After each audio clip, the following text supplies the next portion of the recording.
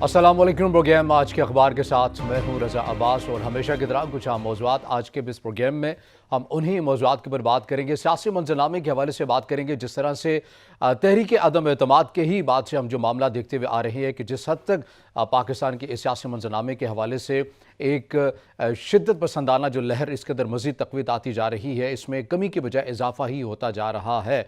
ज़िमनी इंतखाबात है लाहौर के, और ये वही अहम जो सीटें हैं मुनहरिफ अरकान जो पाकिस्तान तहरीक इंसाफ की सीटें थीं, जो मुनहरिफ हुए अरकान और वो दीगर जमातों में गए और उन्होंने पाकिस्तान मुस्लिम लीग नून की जो है वो टिकट हासिल कर रखी है, और उसी के बाद वो उसी जमात के ऊपर इलेक्शन लड़ने के लिए तैयार हैं। लेकिन पाकिस्तान तहरीक इंसाफ एक बयानिया बनाती हुई नजर आ रही है, जिसका कल बाकायदा तौर पर पाकिस्तान तहरीक इंसाफ ने इस पूरी कैंपेन का आगाज़ भी किया, और इमरान खान साहब ने उसी तरह बयानिए को अपनाया है, साजिश वाले बयानिए को अपनाया है। मुनहरिफ अरकान से मुतल्लिक जो पाकिस्तान तहरीक इंसाफ का बयानिया है, जो इमरान खान साहब का बयानिया है कि ऐसे लोगों को वोट नहीं देना है जो अपने ज़मीर का सौदा कर लेते हैं, जो कि एक फ़ोन कॉल या पैसों के इवज़ जो है वो अपने ज़मीर को बेच देते हैं, तो आपने ऐसे लोगों को एक इबरत का निशान बनाना है। साथ में उन्होंने कहा कि पंजाब में जो ज़िमनी इंतखाबात होने जा रहे हैं, ये फ़कत इलेक्शन नहीं है बल्कि जिहाद है। आपने जिहाद करना है, ख़वातीन भी इसमें हिस्सा लें, इसमें मर्द तकरीबन सारे जितने भी हल्के की आवाम है वो इसमें भरपूर हिस्सा लें, और ऐसे अनासिर को जो अपना ज़मीर बेचते हैं उनको रद्द करें, उनको मुस्तरद करें, और ये फ़ैसला कर लें कि उन्हें ईवानों में नहीं बेचना। पाकिस्तान तहरीक इंसाफ का ये बयान किस हद तक मौसर रहेगा, इन इंतखाबात में इस हवाले से बात करेंगे, और यकीनी तौर पर दीगर जो जमातें हैं बिलखुसूस पाकिस्तान मुस्लिम लीग नून, उसको भी काफ़ी महारत है कि जब हुकूमत में होते हुए इलेक्शन किस तरह से करवाने हैं, किस तरह से मैनेज करने हैं, ये तमाम जो तरीक़ाकार है पाकिस्तान मुस्लिम लीग नून बड़ी बेहतर तरीके से जानती है, और इसकी कैंपेन को खुद लीड करेंगी, मरीम नवाज़ भी करेंगी और वज़ीर आला पंजाब हमज़ा शहबाज भी करेंगे। इसके साथ साथ सिंध में बलदियाती इंतखाबात हुए, अभी तक के जो गैर हतमी गैर सरकारी नताज का जो सिलसिला आ रहा है, उसके मुताबिक यकीनन पाकिस्तान पीपल्स पार्टी सर फहरिस्त हमें नज़र आ रही है, और GDA इसी तरह दूसरे नंबर पर आती हुई हमें नज़र आ रही है। और अगर बात करें पाकिस्तान तहरीक इंसाफ की, तो हमें 5वें नंबर पर पाकिस्तान तहरीक इंसाफ नज़र आती है। और हमने इससे पहले भी जो सूरत हाल कल के इंतखाबात में देखी कि किस हद तक तसादम हुआ, एक दूसरे के ऊपर इल्ज़ामात लगाए गए और कहा गया कि इन वोटिंग को रोक दिया जाए, और फिर हमने देखा कि पोलिंग स्टेशन पर अमले को भी अगवा कर लिया गया। तो ये तमाम सूरत हाल भी कल के बलदियाती इंतखाबात में बनती हुई नजर आए, और ये बलदियाती इंतखाबात हैं, फिर आपने ज़िमनी हो या अवामी इंतखाबात हो, कौमी सतह के ऊपर इंतखाबात, तो उस सूरत हाल के ऊपर जब आपकी सियासत के अंदर इतनी शिद्दत होगी, एक दूसरे को बर्दाश्त करने के अवामिल नहीं होंगे, आपके अंदर इस तरह से किसी को एक्सेप्ट नहीं कर सकेंगे उसके बयानी को, तो वो सूरत हाल कहाँ बनती हुई नजर आएगी। इस सूरत हाल के ऊपर भी बात करेंगे, और तमाम सूरत हाल होगी, सियासी सूरत हाल, मजमूई सूरत हाल के ऊपर भी बात करेंगे। नई मखलूत हुकूमत MQM भी नाराज़ अब नज़र आती हुई आ रही है हमें, और जिस तरह के बयानात सामने आ रहे हैं, और एक बार फिर से MQM ने कह दिया है कि हमारे मुतालबात जो कि एक डेडलाइन दी गई थी इस नई मखलूत हुकूमत की जानिब से, जबकि पहले अपोजिशन थे उस वक्त यकीन दहानी करवाई गई थी, लेकिन बहरहाल वो तारीख भी गुजर चुकी है, लेकिन हमारे मुतालबात के ऊपर अमल दरामद नहीं हो रहा, और हम अगर मुतालबात के ऊपर अमल दरामद नहीं किया गया तो एक बार फिर से हुकूमत छोड़ने की बातें भी कर रहे हैं। तो तमाम सूरत हाल के ऊपर बात करेंगे, डिलीवर भी करना है, माशी सूरत हाल का भी सामना, इस पॉलिसीज़ के ऊपर अदम इस्तेहकाम जिस तरह से कैसे मैनेज करेगी ये नई मखलूत हुकूमत, और कैसे तमाम इत्तेहादियों को साथ लेकर चलेगी, इन तमाम सूरत हाल के ऊपर बात करेंगे। और इन तमाम सूरत हाल के ऊपर बात करने के लिए हमें स्टूडियो में ज्वाइन किया है सीनियर सहाफ़ी तज़कियाकार मियाँ मुनीर अहमद साहब ने। मियाँ साहब बहुत शुक्रिया वक्त देने के लिए। मियाँ साहब, सबसे पहले बात कर लेते हैं, पंजाब के इंतखाबात होने जा रहे हैं, और जिस तरह इमरान खान साहब ने बयानिया अपना लिया है कि इलेक्शन नहीं है, जिहाद है, और एक बयानिए को लेकर चल रहे हैं, क्या लगता है कि पाकिस्तान तहरीक इंसाफ अपनी सीटें बचा लेगी, या एक काफ़ी हद तक टफ टाइम दे सकती है नून लीग को, और लेकिन बहरहाल नून लीग की पोजीशन मजबूत रहेगी? बहुत शुक्रिया। चूँकि आपने ज़िमनी इलेक्शन जो पंजाब में हो रहे हैं उस पर बात करनी है आज हमने, तो उसमें गुजारिश ये है कि जब PTI वफाक में थी जी, और उनकी हुकूमत पंजाब में थी, तो उस वक़्त को एक सर्वे हुआ। उस सर्वे में कोई ऐसा मालूम हो रहा था कि जैसे आंखें बंद करके मुस्लिम लीग N जो है वो कामयाबी हासिल करेगी पंजाब की 141 सीटों पर। ये एक बिल्कुल क्लियर कट एक सर्वे था। लेकिन उसके बाद अदम एतमाद आई। अदम एतमाद के बाद पाकिस्तान मुस्लिम लीग नून जो थी वो इत्तेहादियों के साथ हुकूमत में आई, और PTI जो थी वो असम्बली से बाहर चली गई। लेकिन PTI की लीडरशिप ने एक बयानिया दिया, सही, और बयानिया यह दिया कि उसकी हुकूमत के ख़िलाफ़ एक बैरूनी साजिश हुई है और मुदाखलत हुई है, जिसके नतीजे में उन्हें आउट किया गया है असम्बली से। اس کو کسی حد تک لوگوں نے قبول کیا اور اس کو تھوڑی سی پذیرائی ملی. اور اس کے بعد یہ ہوا کہ جب اتحادی حکومت وفاق میں آتی ہے اور پیٹرول کی قیمت بڑھتی ہے, بجلی کی لوڈ شیڈنگ بڑھ جاتی ہے اور چیزیں ہوئی ہیں, اس چیز نے مسلم لیگ این کی پنجاب میں جو مقبولیت تھی اس میں کمی اس کی وجہ سے ہوئی. لیکن اب دیکھنا یہ ہے کہ کمی کس حد تک ہوئی ہے اور پی ٹی آئی کی مقبولیت وہ کس حد تک بڑھی ہے یا کم ہوئی, اس کے اندر گیپ کتنا ہے. آج کی جو صورتحال ہے اس میں ہمیں یہ نظر آتا ہے کہ پاکستان مسلم لیگ این اور پی ٹی آئی کی جو مقبولیت ہے عوام میں, اس میں کوئی کافی درجے کا فرق ہے. ٹھیک ہے, پی ٹی آئی کی حکومت تھوڑی سی آؤٹ ہونے کے بعد عوام میں مقبول ہوئی ہے, لیکن اس کی مقبولیت اس قدر نہیں ہوئی کہ مسلم لیگ این کی مقبولیت کو جا کر ٹچ کرے. اچھا, ہاں, ابھی اتنے مہنگائی اور سخت فیصلے کرنے کے باوجود اس کے باوجود بھی. اچھا, ہاں, ان کے آپس میں کوئی ہم اندازے کی بات کر سکتے ہیں نا, یہ 10 درجے کی کمی ہے, گیپ ہے. 10 درجے آج بھی مسلم لیگ این پنجاب میں پی ٹی آئی سے آگے ہے, اتنی کمی ہونے کے باوجود بھی. تو یہ نظر آتا ہے کہ پنجاب میں مسلم لیگ این جو ہے وہ اپنی جہاں جہاں ضمنی الیکشن ہو رہا ہے اس میں جو اکثریت ہے وہ مسلم لیگ این جو ہے وہ حاصل کرنے کی کوشش کرے گی. اب اس میں ہو کیا رہا ہے, 2 بیانیے ہیں. ایک بیانیہ مسلم لیگ این کا ہے, دوسرا بیانیہ پی ٹی آئی کا ہے. اب پی ٹی آئی کا بیانیہ کہ ابھی جو آپ نے اپنے ابتدائیہ گفتگو میں بات کی ہے کہ جی یہ جہاد ہے, یہ پی ٹی آئی کی لیڈرشپ کہہ رہی ہے, اور یہ کہہ رہی ہے کہ جو لوگ ایک ٹیلی فون کال پر اپنی وفاداری تبدیل کر لیتے ہیں ان کو اب عام آدمی ووٹ نہیں دے گا. سب سے پہلا سوال پاکستان تحریک انصاف سے یہ ہے کہ یہ اس میں اکثریت وہی لوگ ہیں جو ایک فون کال پر آپ کی طرف گئے تھے اور آپ نے ان کو ٹکٹ دیا, اور ان میں سے بیشتر ایسے تھے جن کو آپ خود جانتے بھی نہیں تھے, لیکن آپ سے کہا گیا کہ ان لوگوں کو پارٹی میں شامل کریں, آپ نے شامل کر لیا. پھر آپ سے کہا گیا کہ ٹکٹ دیں, آپ نے ان کو ٹکٹ دے دیے. اگر یہ بیانیہ پاکستان تحریک انصاف جس طرح کا آج یہ بیانیہ لے کر چل رہی ہے, یہ جس طرح وہ چلتی رہتی ہے, میں سمجھتا ہوں پاکستان تحریک انصاف کے لیے پاکستان کی سیاست میں ابھی بھی بہت گنجائش ہے. صحیح. اسی طرح دیگر سیاسی جماعتوں کے لیے بھی بڑی گنجائش ہے. شرط اس میں کیا ہے؟ شرط یہ ہے کہ وہ سچ بولیں اور اپنے عمل سے ثابت کریں کہ وہ سچے لوگ ہیں. اس کے علاوہ خاصا مشکل کام نہیں ہوگا. نہیں, یہ کرنا پڑے گا, یہ کرنا پڑے گا. اگر آپ سچ نہیں بولتے اور ایک ایسے ہی الفاظ کا چناؤ کر کے کہ جی یہ جہاد ہو رہا ہے اور مجھے نکالا گیا ہے اور میرے خلاف سازش ہوئی ہے, ایک بیرونی مداخلت ہوئی ہے, لوگوں کو اپنی طرف کیچ کرنے کی کوشش ہوتی ہے, یہ ایک مصنوعی گفتگو جو ہے یہ مصنوعی پاپولرٹی لے کر آتی ہے. اس کے پیچھے حقائق والی پاپولرٹی نہیں ہوتی اور نہ اس کے پیچھے حقائق والی گفتگو ہوتی ہے. اس کو ہم یہ 2 چیزیں ہیں لیڈرشپ کی کوالٹی میں. ٹھیک. ایک یہ ہے کہ وہ بزدل نہیں ہوتا, لیڈر بزدل نہیں ہوتا. آپ دنیا بھر کی ہسٹری اٹھا کے دیکھ لیں, جہاں جہاں لیڈرشپ نے اپنے آپ کو ایک لیڈنگ رول کے اوپر رکھا ہے تو اس نے یہ ثابت کیا ہے کہ وہ بزدل نہیں ہے. دوسرا, وہ دور تک دیکھنے کی صلاحیت رکھتا ہے, چیزوں کو, معاملات کو سمجھتا ہے, معاملہ فہم ہوتا ہے. اور تیسری بات یہ ہے کہ وہ جھوٹ نہیں بولتا, نہ اپنے کارکنوں سے جھوٹ بولتا ہے نہ اپنی عوام سے جھوٹ بولتا. یہ لیڈرشپ کی سب سے پہلی کوالٹی ہے.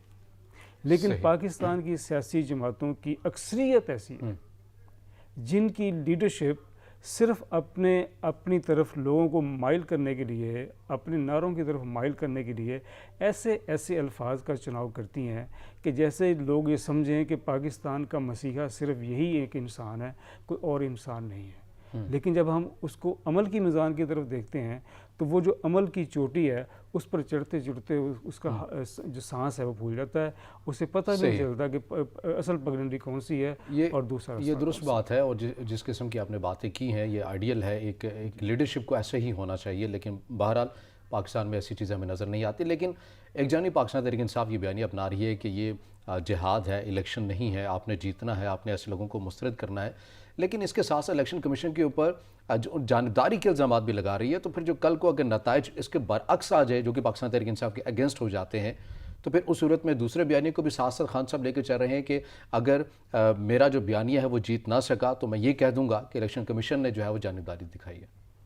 الیکشن کمیشن تو بیچارہ ایک ایسا پاکستان میں ادارہ ہے جس پہ نہ جیتنے والا اعتماد کرتا ہے نہ ہارنے والا اعتماد کرتا ہے. اور اس میں کچھ الیکشن کمیشن کی اپنی بھی کچھ تھوڑی کمزوریاں ہیں, اور وہ کمزوریاں ہم کسی اور نشست میں یہاں زیر بحث لائیں گے. لیکن میں آپ سے ایک چھوٹی سی گزارش کرنا چاہتا ہوں کہ ہمارے ہاں ایک چیف الیکشن کمیشن گزرے ہیں, جسٹس ارشاد حسن خان. صحیح.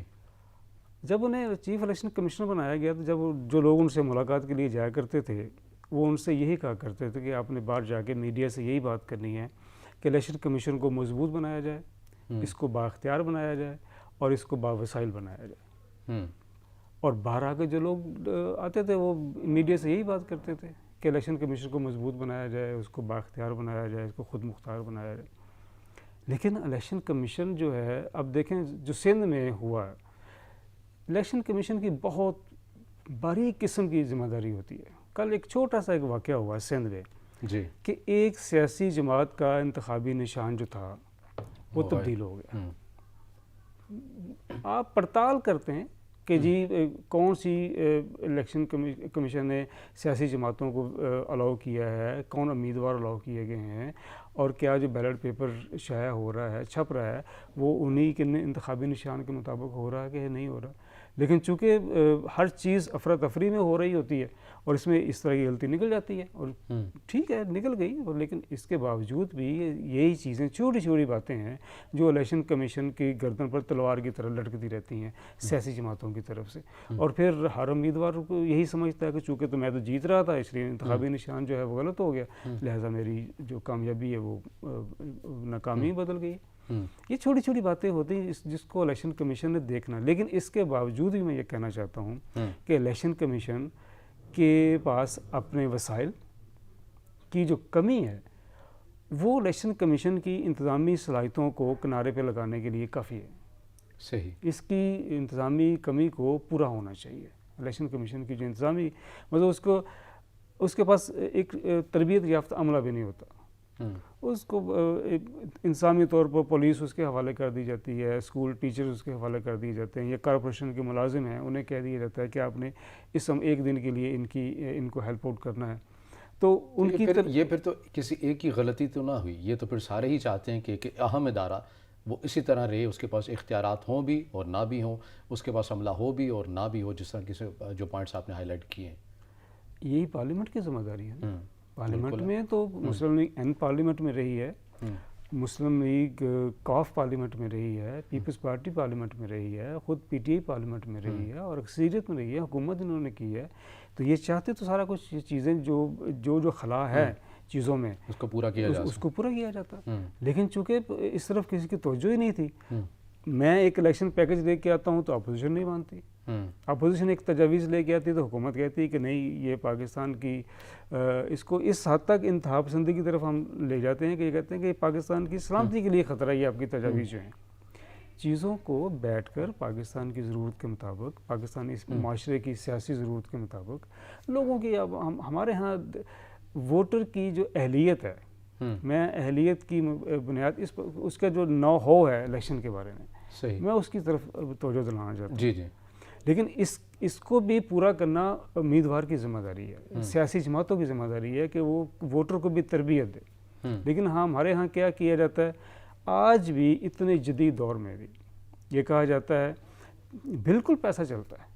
الیکشن میں امیدوار پیسہ خرچ کرتا ہے اس حد سے زیادہ جو الیکشن کمیشن نے طے کی ہوتی ہے, اس سے زیادہ پیسہ خرچ کرتا ہے. پھر پسماندہ علاقوں کی اور ہی بری حالت ہے کہ وہاں لوگوں سے آئی ڈی کارڈ لے لیے جاتے ہیں, ان کو پیسہ دیا جاتا ہے اور ان کو اور طرح سے گھیر گھار کے جو پاورفل سیاسی جماعت ہوتی ہے اس اپنے علاقے کی یا پاورفل جو امیدوار ہوتا ہے وہ ان کو گھیر گھار کے اپنے حق میں لے آتا ہے. یہ چیزیں بہرحال قانون نے دیکھنی ہے اور قانون نے اس وقت دیکھنی ہے جب پارلیمنٹ کی نظر اس قانون پہ ہو. صحیح، ٹھیک ہے. دیگر بھی نکات کے ناظرین ہم بات کریں گے، مگر یہاں وقت ہے بریک کا. بریک کے بعد جب واپس آئیں گے تو اسی سلسلے سے گفتگو کا آغاز کریں گے. ہمارے ساتھ رہیے گا.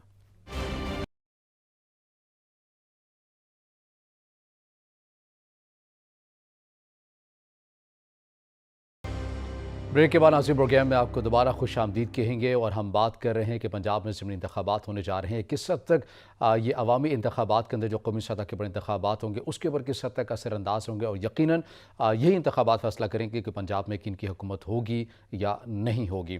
اس حوالے سے بات کریں میاں صاحب، مجھے بتائیے گا جو الیکشن ہو رہے ہیں پنجاب میں، جن حلقوں میں ہو رہے ہیں بالخصوص، یہاں پر ہم نے زیادہ تر یہی دیکھا ہے جو ٹرم ایک استعمال کی جاتی ہے کہ الیکٹیبلز کا یہ حلقہ ہوتا ہے، آزاد حیثیت میں یہ لڑتے ہیں، جیتتے ہیں اور پھر کوئی نہ کوئی پارٹی جوائن کر لیتے ہیں. عمران خان صاحب نے یہ بیانیہ اپنایا کہ یہ آزاد امیدوار ہماری جماعتوں کے اندر تو آگے لیکن یہ منحرف ہو گئے، انہوں نے پیسوں کے عوض اپنے ضمیر کو بیچا اور پھر انہوں نے دوسری جماعتوں میں شمولیت اختیار کر لی. اس بیانیے میں واقعی اثر تھا، یہی وجہ تھی کہ یہ آزاد حیثیت میں اب دوبارہ کھڑے نہیں ہو رہے بلکہ نون کا ٹکٹ چاہیے ان کو جیتنے کے لیے؟ دیکھیں، پاکستان کی سیاست کا ایک روگ سمجھ لیں یا اس کی مشکل سمجھ لیں یا اس کی کمزوری سمجھ لیں کہ کوئی سیاسی جماعت بھی یہ نہیں چاہتی کہ اس کو الیکشن میں شکست ہو. اب وہ اس شکست سے بچنے کے لیے، کامیابی حاصل کرنے کے لیے کیا کیا حربے استعمال کرتی ہے، یہ آج پاکستان کے ایک ایک ووٹر کو اس کا علم ہے. صحیح. دوسری بات کہ جو سیاسی جماعتوں کی لیڈرشپ جس طرح کے عمل کرتی ہے، جو نیچے امیدوار ہوتا ہے وہ بھی ان کو فالو کرتا ہے، دیکھتا ہے، وہ بھی دیکھتا ہے ٹھیک ہے کہ کامیابی کیسے حاصل کرنی ہے. مقصد یہ ہے کہ کامیابی کیسے حاصل کرنی ہے، اس کے لیے جو بھی حربہ اس کو اختیار کرنا پڑے وہ کرتا ہے. بعض کا تو ایسا بھی ہوتا ہے کہ کوئی امیدوار اپنی کامیابی کے لیے اپنے متعلقہ تھانے دار کو کچھ نہ کچھ چیزوں کی فیور دیتا ہے اور اسے یہ کہتا ہے کہ آپ نے فلاں بندوں کو پکڑنا ہے اور فلاں بندے کو میرے کہنے پہ چھوڑنا ہے. اس طرح کا کلچر بھی پنجاب میں ہے، اس طرح کا کلچر سندھ کے اندر بھی ہے. یہ کلچر ختم کرنا پاکستان کی صوبائی اسمبلیوں کا کام ہے، پاکستان کی پارلیمنٹ کا کام ہے، پاکستان کی سینٹ کا کام ہے کہ پاکستان میں الیکشن پروسیس اس قدر شفاف بنا دیا جائے اور اس قدر سستا بنا دیا جائے کہ ہر انسان، ہر شہری جو قانون کے مطابق الیکشن پروسیس میں آنا چاہتا ہو اس کو آنے میں کوئی دقت اور کوئی رکاوٹ نہ ہو. سر، جب اس نظام کی خرابی کے بینیفیشری یہی ایوانوں میں بیٹھے ہوئے لوگ ہوں تو پھر ان سے اصلاح کی کیسے امید کی جا سکتی ہے؟ میں نے یہی گزارش کی نا کہ آج الیکشن پروسیس کیا چیز ہے. آج الیکشن پروسیس یہ کہتا ہے کہ پورے 15 دن کی 20 دن کی جو کمپین ہے اس کو تو اب چھوڑ دینا، الیکشن ڈے، پولنگ ڈے کا جو خرچ ہے وہی اگر آدمی کو سنبھال نہیں پاتا تو الیکشن ہار جاتا ہے. اسے الیکشن پولنگ ڈے کے لیے ٹرانسپورٹ فراہم کرنی پڑتی ہے، لوگوں کو کھانے کھلانے پڑتے ہیں، لوگوں کو لے جانا پڑتا ہے، لوگوں کو لانا پڑتا ہے، پھر جتنا عملہ ہے اس طرف بھی ان کی توجہ رہتی ہے کہ ان کو بھی کچھ نہ کچھ ہم نے سہولتیں فراہم کرنی ہے. کون کرے گا؟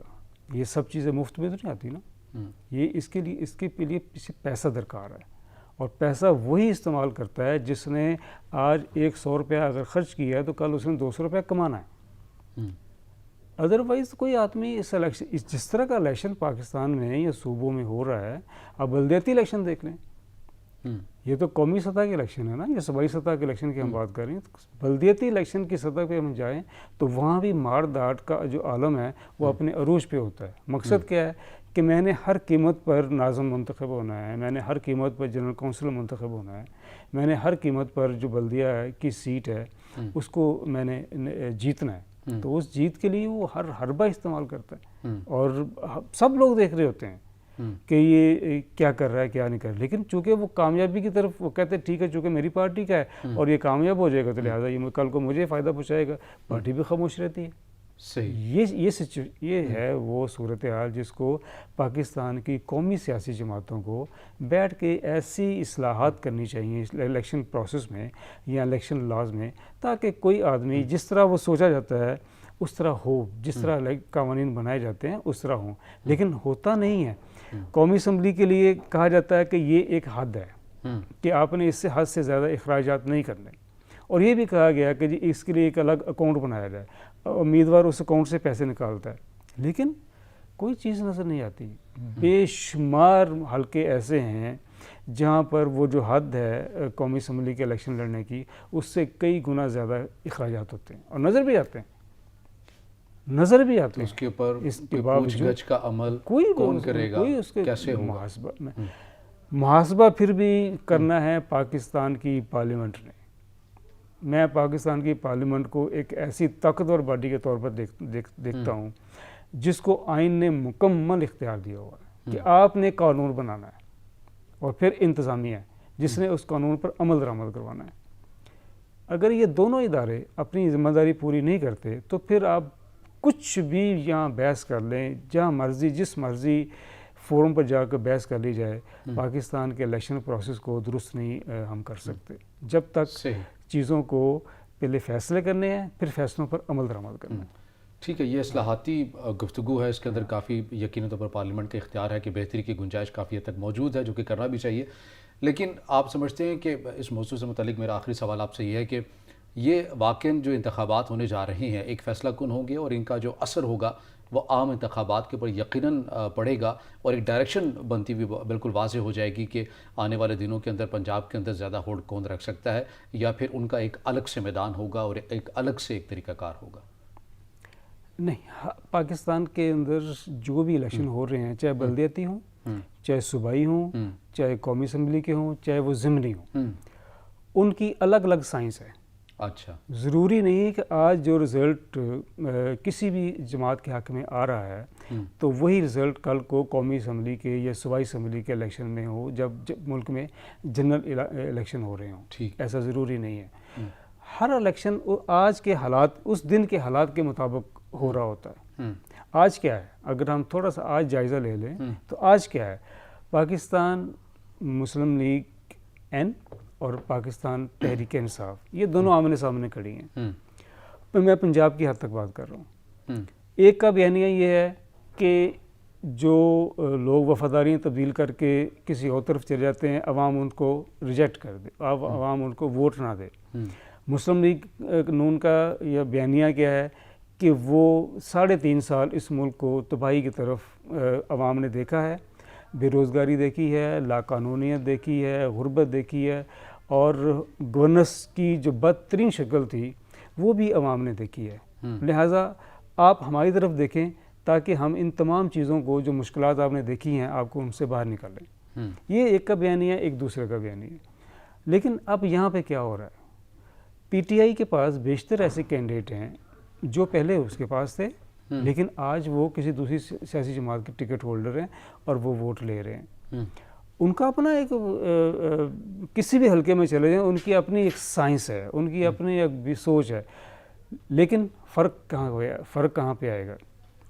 فرق یہاں پہ آتا ہے کہ جس نے بھی آج الیکشن لڑنا ہے یا جس نے بھی ووٹ دینا ہے، ووٹ دینے والا یہ سوچتا ہے کہ اچھا میں دیکھوں کہ جیت کون رہا ہے۔ اچھا، وہ جیتنے والے کی طرف جاتا ہے۔ یہ 50% سورج کو سلام، یہ 50% ووٹرز کی یہ ایک، آپ یوں کہہ لیں کہ ایک رائے ہوتی ہے۔ وہ دیکھتا ہے کہ کون سا امیدوار ہے جو جیت رہا ہے، وہ اس طرف چلا جاتا ہے۔ باقی 50% جو ہیں اس میں سے 20% لوگ جو ہیں وہ پارٹی ووٹ ہوتا ہے۔ وہ چاہے اس کی پارٹی اچھی پرفارم کر رہی ہے، چاہے اس کی پارٹی اچھی پرفارم نہیں کر رہی، جو اس نے اپنے ذہن میں ایک پارٹی کے لیے اپنا نقشہ کھینچا ہوا ہے، وہ اپنی اس پارٹی کو ووٹ دے گا۔ اچھا، بیانیوں کی جو بات ہوتی ہے، یہ کمپین رن کی جاتی ہے، وہ آپ سمجھتے ہیں کہ فقط الیکشن کمپین کی حد تک ہی ہوتی ہے، ورنہ ووٹ تو پہلے سے ہی ڈیسائیڈ بھی ہوتا ہے اور تقسیم بھی ہوا ہوتا ہے؟ اور پنجاب میں بالخصوص جہاں پر خاندانوں کی سیاست کی جاتی ہے، یعنی چودھری کوئی ووٹ کاسٹ کرے گا یا دیگر برادری اپنی برادری والے کوئی دیکھیں گے، وہ یہ نہیں دیکھتے کہ کون سی جماعت میں ہے یا نہیں، اپنی برادری کو فوقیت دیتے ہیں، تو اس صورتحال کے اندر بیانیہ بہت پیچھے رہ جاتا ہے یا فقط میڈیا کی حد تک رہ جاتا ہے؟ میں نے گزارش کی نا کہ 50% ووٹ وہ ہے جو جیتنے والے امیدوار کی طرف جا رہا ہے، 20% ووٹ ہے جو پارٹی کو جا رہا ہے، اچھا باقی جو 30% ووٹ ہے وہ جو فلوٹنگ ووٹ ہے، اس کو جو پارٹی اپنی طرف کھینچنا چاہے، جس طرح بھی کھینچنا چاہے، اپنی رائے عامہ کے ذریعے، اپنے بیانیے کے ذریعے، اپنی گفتگو کے ذریعے، جو بھی ہے، تو وہ 30% ووٹ جو ہے وہ جو فلوٹنگ ووٹ ہے، جو بھی فیصلہ نہیں کر پا رہا ہوتا کہ کون ٹھیک ہے کون غلط ہے، کون ٹھیک ہے کون غلط، وہ پھر دیکھتا ہے اچھا کون سا کس کے حق میں زیادہ گفتگو ہو رہی ہے، میڈیا میں ہو رہی ہے، گلی میں ہو رہی ہے، محلے میں ہو رہی ہے، مطلب سیاسی چوپالوں میں ہو رہی ہے، پھر اس سے وہ متاثر ہوتا ہے۔ صحیح۔ وہ 30% جو ووٹ ہے وہ جو سیاسی جماعت آپ کی طرف کھینچ لیتی ہے، وہ آپ یوں سمجھیں وہ فرق ڈالنے والا ووٹ وہی ہوتا ہے۔ صحیح۔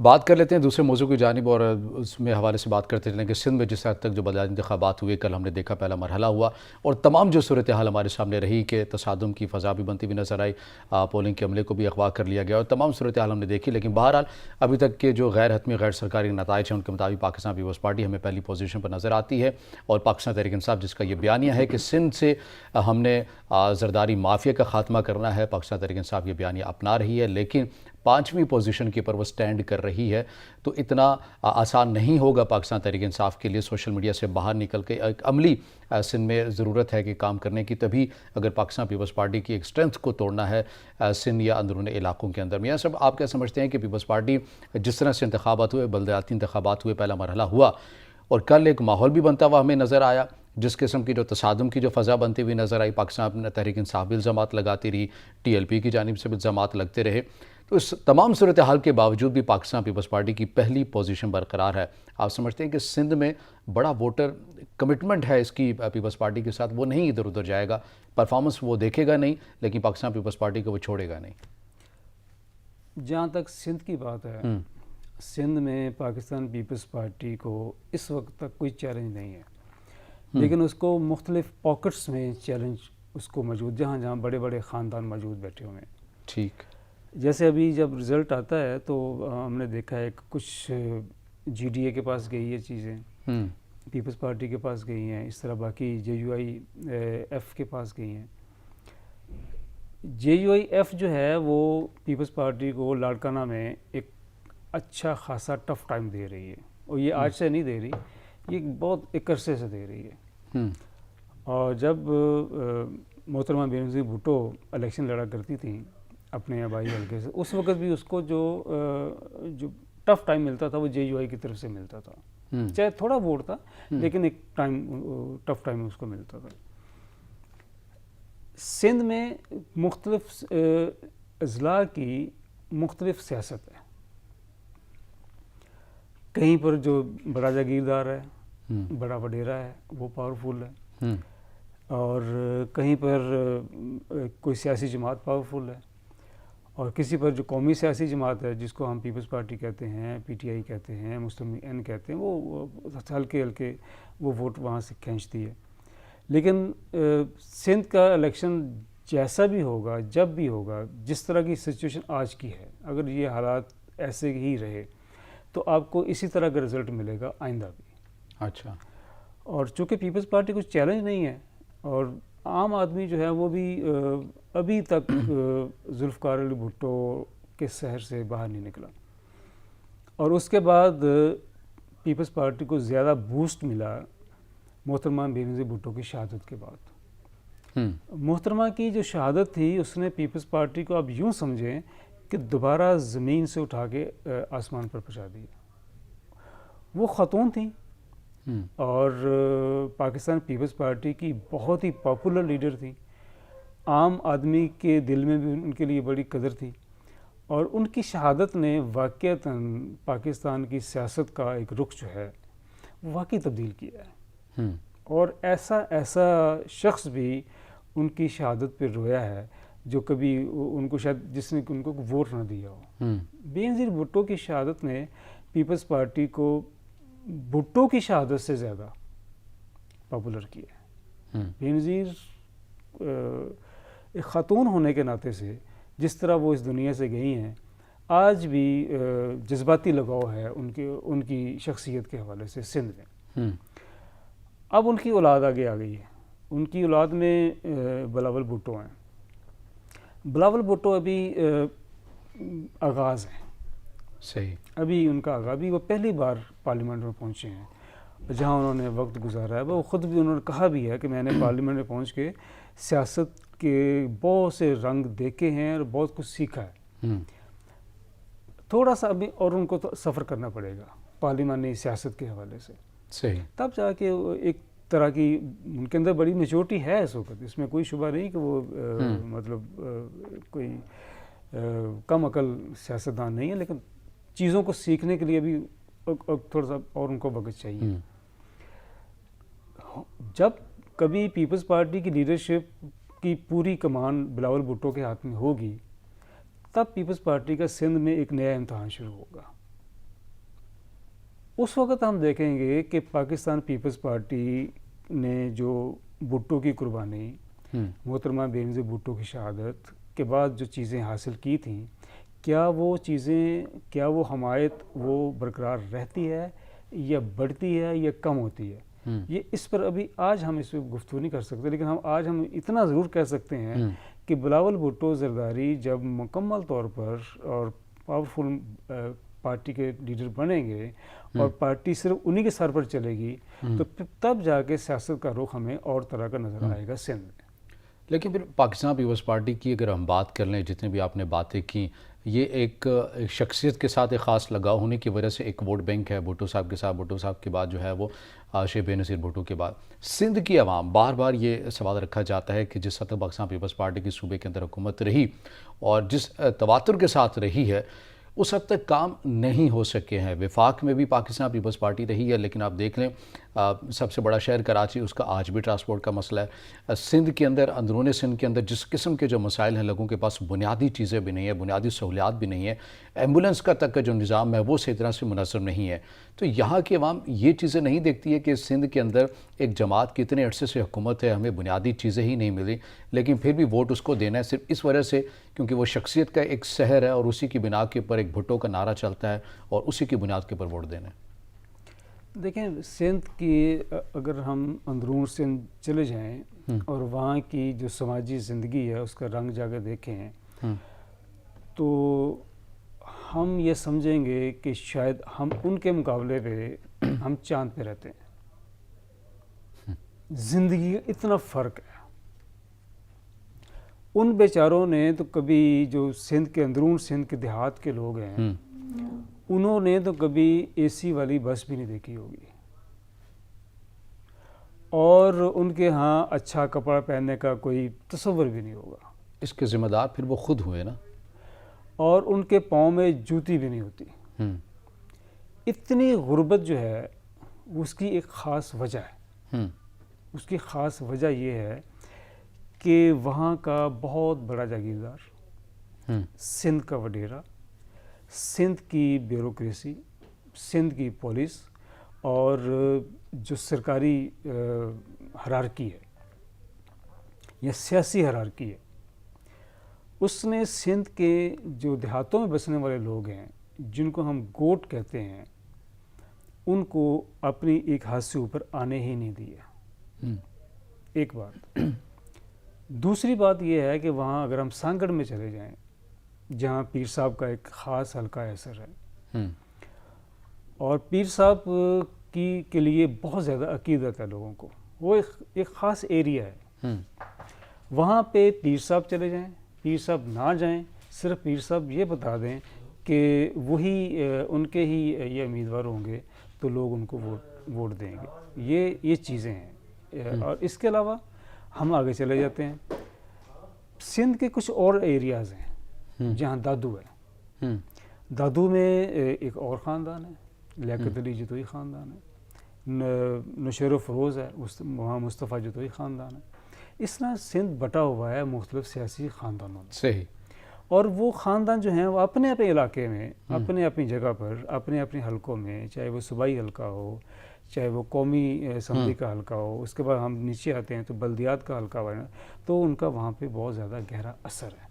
صحیح. کیونکہ وہ جو چھوٹا آدمی ہے, چھوٹے سے مراد یہ غریب آدمی ہے جو وہاں رہنے والا ہے, اس کی زندگی کا سارے کا سارا دار و مدار اپنے اس وڈیرے پر ہے. اور جو وہ کہے گا اس نے وہی جس طرح وہ کہے گا, وہ بیچارہ جو ہے اس طرح کرنے پر مجبور ہے. وہاں کا سماجی کلچر بدلے گا تو وہاں کا سیاسی کلچر بدلے گا.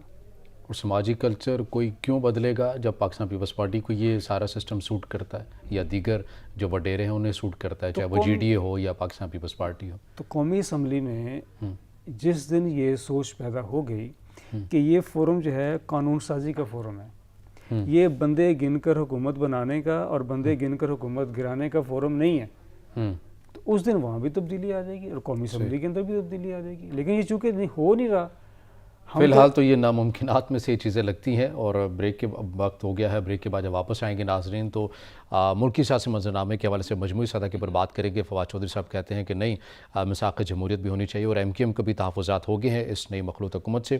ان تمام صورتحال کے اوپر بات کریں گے. یہاں وقت ہے بریک کا, بریک کے بعد واپس آئیں گے تو گفتگو کا آغاز یہیں سے کریں گے.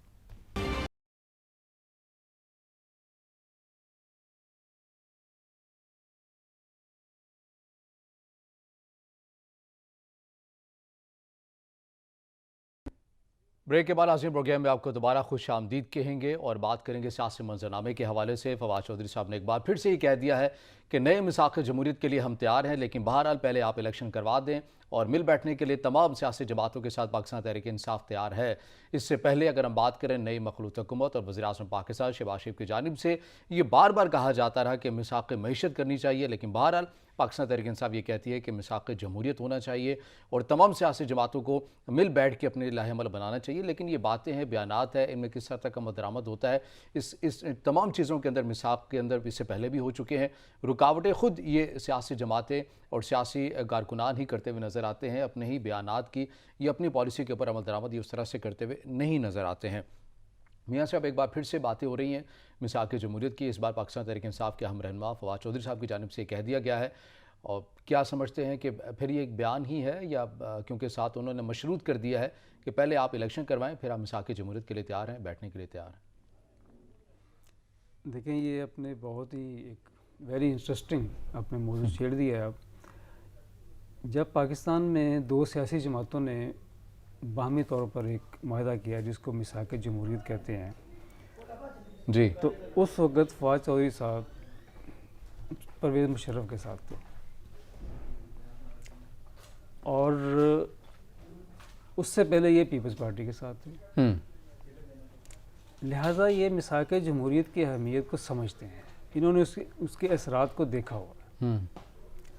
لیکن ایک وقت آیا کہ اس کے بعد انہوں نے پھر پرویز مشرف کو بھی خیر بات کہہ دیا, پاکستان پیپلز پارٹی کو بھی خیر بات کہہ دیا اور پاکستان تحریک انصاف کو جوائن کر لیا. جب ان سے پوچھا گیا کہ آپ پہلے پرویز مشرف کے ساتھ تھے, آپ اس کے بعد پیپلز پارٹی کے میں رہے, اس کے بعد پاکستان تحریک انصاف میں آ گئے, تو انہوں نے اس کا جواب یہ دیا, ان کو یاد ہوگا کہ جی میں تو ڈیلیور کرنا چاہ رہا ہوں, کوئی پلیٹ فارم نہیں مل رہا, مجھے کوئی پلیٹ فارم نہیں مل رہا تھا, اور پاکستان تحریک انصاف ایک ایسا پلیٹ فارم مجھے مل گیا ہے جس میں ڈیلیور کرنا چاہتا ہوں. صحیح. اب ہم ان سے یہی سوال ان سے ہم پوچھ لیتے ہیں. ابھی انہوں نے کہا کہ میثاق جمہوریت ہونا چاہیے, اس کی طرف انہوں نے ایک اشارہ دیا اور اپنی رضامندی ابھی اظہار یہ کر رہے ہیں. اس کا یہ مطلب ہے کہ یہ 8, 9, 10 سال پہلے جس میثاق جمہوریت کو ایک پازیٹیو ڈیولپمنٹ سمجھ رہے تھے, یہ 10 سال انہوں نے اس کے ساتھ لگانے کی بجائے ایک ایسی پارٹی کو جوائن کر لیا جو وقتی طور پر ان کو فائدہ پہنچا رہی تھی. اور آج جب انہیں ایک چیز نظر آ رہی ہے کہ 10 سال کا عرصہ گزر جانے کے بعد آج پھر ہم پاکستان ایک ایسے دوراہے پر کھڑا ہے جہاں تمام سیاسی جماعتوں کو مل بیٹھ کر ایک ایسا لاہ عمل دینا چاہیے تاکہ پاکستان کی, میں پوری بات کروں گا آپ کہ پاکستان کا وہ فورم جس کو ہم پارلیمنٹ کہتے ہیں, جس کو آئین نے بہت ہی بااختیار فورم بنایا ہوا ہے, وہاں بیٹھ کے پاکستان کی ترقی کے لیے, پاکستان کی خوشحالی کے لیے, پاکستان کی مضبوط دفاع کے لیے, سلامتی کے لیے, عام آدمی کی زندگی کو اٹھانے کے لیے کو بیٹھ کے بات کی جا سکے. اگر یہ 10 سال پہلے یہی میثاق جمہوریت جو دو جماعتوں کے درمیان ہوا تھا پارلیمنٹ میں آ جاتا اور جو پارلیمنٹ کی تمام اس وقت کی جماعتیں تھیں ان کو بھی اس کا حصے دار بنا لیا جاتا تو شاید پاکستان کا سیاسی نقشہ آج تھوڑا سا مختلف ہوتا. لیکن اس وقت پاکستان پیپلز پارٹی اور پاکستان مسلم لیگ این نے ٹھیک ہے جو انہوں نے اس وقت 18ویں ترمیم لے کر آئے اس میں پارلیمنٹ کی تمام سیاسی جماعتیں شامل تھیں جس وجہ سے اس مساق جمہوریت کا بہت سارا حصہ 18ویں ترمیم کے اندر ہمیں نظر آتا ہے. جی لیکن اس کے باوجود بھی میں یہ کہ آپ سے یہ گزارش کرنا چاہتا ہوں کہ جو اس وقت پارلیمنٹ میں سیاسی جماعتیں تھیں ان کو بیٹھ کر اسی ڈاکومنٹ کو پھر ایک مرتبہ دیکھ کر اور اس میں کچھ مناسب تبدیلی کر کے سائن کرنے چاہیے تھے تاکہ آج وہ تمام سیاسی جماعتیں پابند ہوتی کہ جی جو کچھ ہم نے مساق جمہوریت میں سائن کیا ہوا ہے ہم اس سے باہر نہیں جا سکتے. اب چونکہ ہر سیاسی جماعت یہ سمجھتی ہے کہ مساق جمہوریت جو ہے وہ پیپلز پارٹی اور مسلم لیگ این کے مابین ہوا ہے لہٰذا انہی کی ذمہ داری ہے. لیکن 18ویں ترمیم میں تمام سے اس وقت کی جو پارلیمنٹ کی سیاسی جماعتیں تھیں اس میں شامل ہوئیں اور انہوں نے ہی مساق جمہوریت کے اندر جو مختلف نکات تھے اس کو آئین کا حصہ بنایا اس کے مطابق قانون سازی بھی ہوئی. اب فواد چودھری صاحب یہ کہہ رہے ہیں کہ ہم مساق جمہوریت کی طرف آنا چاہیے یا انہوں نے اپنے ایک اندیا دیا ہے. یہ بہت ایک اچھی ڈیولپمنٹ ہے. یہ آپ سمجھتے ہیں کہ ویسے جو اسٹیٹمنٹ ان کی ذاتی حیثیت میں تھی لیکن میں آپ سے یہی پوچھنا چاہتا ہوں کہ یہاں پاکستان میں ایک وزیر اعظم گزرے محمد خان جنیجو انہوں نے حلف لیا اور حلف لینے کے بعد پہلا بیان دیا کہ جی اس سال کے آخر میں ملک میں مارشل لا نہیں ہوگا. بطور وزیر اعظم انہوں نے بیان دیا. تو ان کے وزیر قانون تھے اقبال احمد خان. تو انہوں نے کہا جنیجو صاحب سے کہ سائیں کیا آپ نے یہ بات جنرل ضیاء سے پوچھ لی ہے؟ تو میرا بھی یہاں سوال فواد چودھری صاحب سے یہی ہے کہ کیا وہ جو بات کر رہے ہیں کیا انہوں نے یہ بات عمران خان صاحب سے پوچھ لی ہے؟ اس سے ہم آگے بڑھتے ہیں. صحیح ٹھیک ہے دلچسپ آپ نے جواب دے دیا. لیکن بات کر لیتے ہیں ایم کیو ایم کے کردار کے اوپر بھی کیونکہ وقت کم ہے. مساق جمہوریت کے اوپر بڑی بات کی جا سکتی ہے. ایم کیو ایم کو ایک بار پھر سے تحفظات ہو گئے ہیں. کل ایم کیو ایم کے رہنما وسیم صاحب کہتے ہوئے نظر آئے کہ ہمیں جو ڈیڈ لائن دی گئی تھی اس کے اوپر اس کے مطابق عمل درآمد نہیں کیا گیا ہے. وہ ڈیڈ لائن گزر چکی ہے. اگر فیصلے نہ کیے گئے عوام کا ہمارے پر پریشر ہے, ووٹرز کا ہمارے پر پریشر ہے, ہم اس نئی مخلوط حکومت سے الگ ہو جائیں گے. تو ایم کیو ایم نے ایک آپ سمجھتے ہیں کہ وتیرہ نہیں بنا لیا کہ پاکستان تحریک انصاف اس لیے چھوڑی کہ مہنگائی چونکہ بڑھ گئی ہے, وہ بھی معاہدوں کے اوپر عمل درآمد نہیں کرے, نئی مخلوط حکومت کے ساتھ آئے کہ یہ ان کے ساتھ ہم معاہدے پورے ہو جائیں گے. اب یہاں بھی آتے ہوئے یہ کہہ رہے ہیں. تو اس صورت میں تو اب ایم کیو ایم ہی مشکوک ہوگی اور عوام کی نظر میں یا اپنے ووٹرز کے نظریے میں ان کا کردار خود ہی مشکوک ہو جائے گا.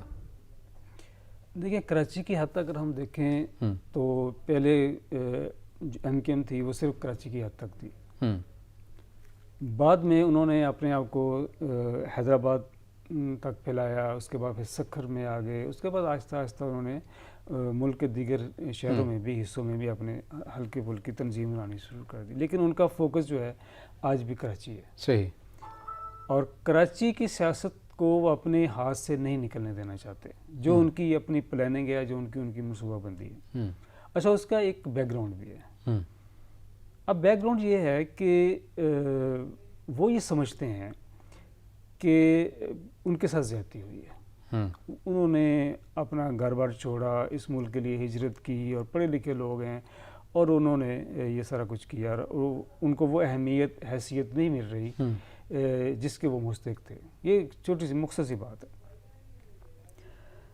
دیکھیں پاکستان کی بیوروکریسی کے اندر اگر ہم دیکھیں جو پڑھے لکھے لوگ تھے, ہمیں ایک بہت معتبر نام ملتا ہے مسعود خضر پوش کا. وہ پہلے مسلمان تھے جنہوں نے 1940 میں 600 لوگوں کے درمیان امتحان دیا اور 6 لوگ اس وقت پاس ہوئے تھے. وہ پاکستان کی سول سروس میں آئے اور 72 میں وہ ریٹائر ہوئے ہیں. آپ یقین مانیں کہ جب تک وہ آفس میں رہے ہیں, مختلف اضلاع میں ڈپٹی کمشنر رہے ہیں, جب تک اپنے آفس میں رہے ہیں ان کے آفس کا دروازہ بند نہیں ہوتا تھا. جو بھی سائل آیا اس کو انہوں نے پانی پلایا یا لسی پلائی, یہ چائے تک بھی وہ نہیں پوچھتے تھے. کہ یہ چائے جو ہے یہ ٹھیک نہیں ہے، ہم جو پاکستان کی چیز ہے، لوکل چیز ہے، میں اپنے مہمانوں کو وہ چیز پیش کروں گا۔ انہوں نے غیر ملکی کپڑا بھی نہیں پہنا، کوئی غیر ملکی جوتا بھی نہیں پہنا، اور کھدر کے وہ کپڑے پہنتے تھے، اسی لیے محترمہ فاطمہ جناح نے ان کو کھدر پوش کا ایک خطاب بھی دیا، مسعود کھدر پوش۔ 85 میں ان کی ڈیتھ ہوتی ہے۔ اگر ہم پڑھے لکھے لوگوں کی بات کرتے ہیں تو ہمارے سامنے پاکستان کی خدمت کرنے والا پڑھے لکھا آدمی جو بیوروکریسی میں تھا، سول سروس میں تھا، وہ تو تھا مسعود کھدر پوش۔ اگر ہم یہ کہیں کہ ہم پڑھے لکھے تھے اور ہمیں یہاں کی حیثیت نہیں ملی، ہمیں یہاں کی اہمیت نہیں ملی، اور لہٰذا جس طرح بھی ہم نے اقتدار حاصل کرنا ہے، کسی کو مارنا ہے، کسی کو لوٹنا ہے، کسی کو چائنا کٹنگ کر کے ہم نے فٹ پاتھ گرانے ہیں، سڑکیں قبضوں میں کرنی ہیں، عمارتیں گرانی ہیں، جلانا ہے، گرانا ہے، اور اس کے بدلے میں ہمیں اقتدار ملنا چاہیے، تو یہ تو سیاست پاکستان کی سیاست کے ساتھ روا نہیں رکھتی۔ اس جو بھی سیاسی جماعت ان لائنوں پر چل کر اقتدار میں آنا چاہتی ہے، یا پاور لینا چاہتی ہے، یا چیز کو نظام کا اپنے گرفت میں لینا چاہتی ہے، اس کو الیکشن کمیشن اور پاکستان کا قانون خود جا کے جائزہ لے کہ کیا ایسی سیاسی جماعت جو اس طرح کا رویہ رکھتی ہو کہ اس نے ہر طرح کا by hook and by crook کام کر کے صرف اقتدار حاصل کرنا ہے، تو کیا اس کو سیاست کرنے کا حق ہے یا نہیں ہے؟ یہ دیکھنا میرا کام نہیں ہے، لیکن میرا کام بطور شہری ضرور ہے، لیکن اصل کام پارلیمنٹ کا ہے اور الیکشن کمیشن کا ہے۔ تو اب آپ سمجھتے ہیں کہ نئی مخلوط حکومت یہ بڑا ڈیلیور کر جائے گی، جس قسم کے معاشی طور پر ان کو استحکام کا سامنا ہے، سخت فیصلے بھی کر رہے ہیں، اور اتحادیوں کو منانا بار بار مشکل ہو گیا، وزیر اعظم کو بار بار اتحادیوں سے ملنا پڑتا ہے، تو ایسے سیٹ اپ کے ساتھ آپ ڈیلیور نہیں کر سکتے ہیں، الیکشن اناؤنس کر دیں آپ؟ الیکشن تو شاید اناؤنس کر ہی دیں، لیکن انہوں نے یہ فیصلہ کیا ہے کہ ہم جو ہے اپنی جو مدت ہے پارلیمنٹ کی اس تک لے کے جانا ہے۔ انہوں نے فیصلہ کر لیا ہے، ممکن ہے یہ پچھلے ماہ یہ گورنمنٹ چھوڑ ہی دیتے، یہ فیصلہ کر کے بیٹھے ہوئے تھے، ٹھیک، لیکن اب یہ فیصلہ کر بیٹھے ہیں کہ نہیں، اب نہیں جانا، اب ہم نے کام کرنا ہے۔